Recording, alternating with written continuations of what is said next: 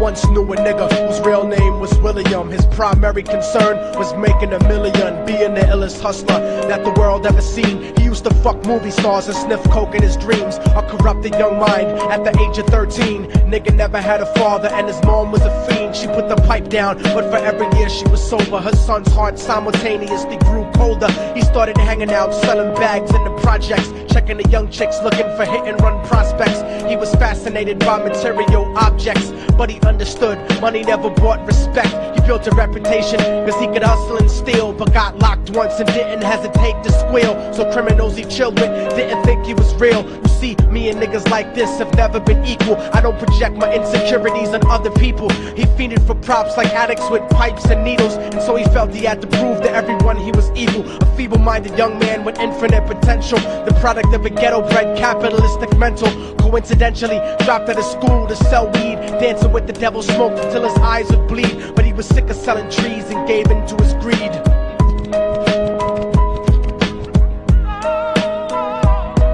Everyone trying to be trife never faced the consequences. You probably only did a month for minor offenses. Ask a nigga doing life if he had another chance. But then again, there's always the wicked that knew in advance. Dance forever with the devil on a cold cell block. But that's what happens when you rape, murder, and sell rock. Devils used to be gods, angels that fell from the top. There's no diversity because we're burning in the melting pot.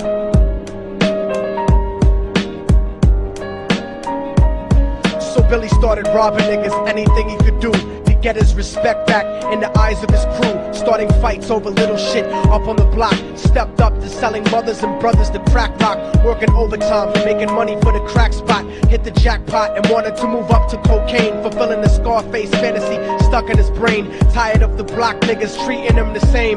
He wanted to be major like the cutthroats and the thugs. But when he tried to step to him, niggas showed him no love. They told him any motherfucking coward can sell drugs. Any bitch nigga with a gun can bust slugs.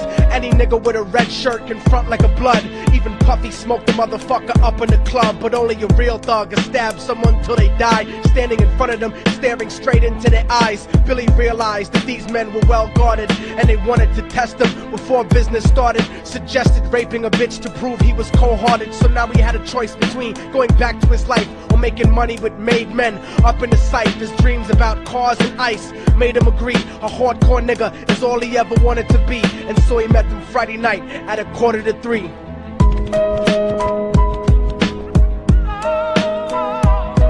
Everyone trying to be trife never faced the consequences. You probably only did a month for minor offenses. Ask a nigga doing life if he had another chance. But then again, there's always the wicked that knew in advance. Dance forever with the devil on a cold cell block. But that's what happens when you rape, murder, and sell rock.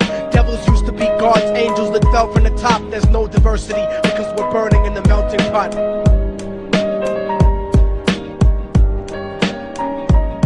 They drove around the project slow while it was raining, smoking blunts, drinking and joking for entertainment, until they saw a woman on the street walking alone, 3 in the morning, coming back from work on her way home. And so they quietly got out the car and followed her, walking through the projects. The darkness swallowed her. They wrapped her shirt around their head and knocked her onto the floor. This is it, kid, now you got your chance to be raw. So Billy yoked her up and grabbed the chick by the hair and dragged her into a lobby that had nobody there. She struggled hard, but they forced her to go up the stairs. They got to the roof and then held her down on the ground, screaming, "Shut the fuck up and stop moving around." The shirt covered her face, but she screamed and clawed. So Billy stomped on the bitch till he broke in her jaw. Them dirty bastards knew exactly what they were doing. They kicked her until they cracked her ribs and she stopped moving. Blood leaking through the cloth, she cried silently.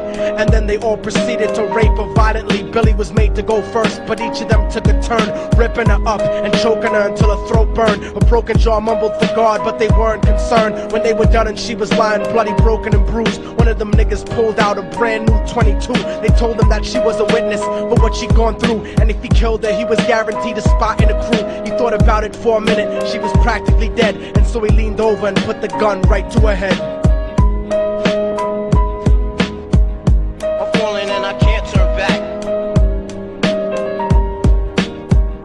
I'm falling and I can't turn back. Right before he pulled the trigger and ended her life, he thought about the cocaine with the platinum and ice, and he felt strong standing along with his new brothers. Cocked the gat to her head and pulled back the shirt cover, but what he saw made him start to cringe and stutter, cause he was staring into the eyes of his own mother. She looked back at him and cried cause he had forsaken her. She cried more painfully, and when they were raping her, his whole world stopped. He couldn't even contemplate. His corruption had successfully changed his fate, and he remembered how his mom used to come home late, working hard for nothing, cause now what was he worth? He turned away from the woman that had once given him birth, and crying out to the sky cause he was lonely and scared, but only the devil responded cause God wasn't there. And right then he knew what it was to be empty and cold, and so he jumped off the roof and died with no soul. They say death takes you to a better place, but I doubt it. After that they killed his mother and never spoke about it. And listen, cause the story that I'm telling is true, cause I was there with Billy Jacobs and I raped his mom too. And now the devil follows me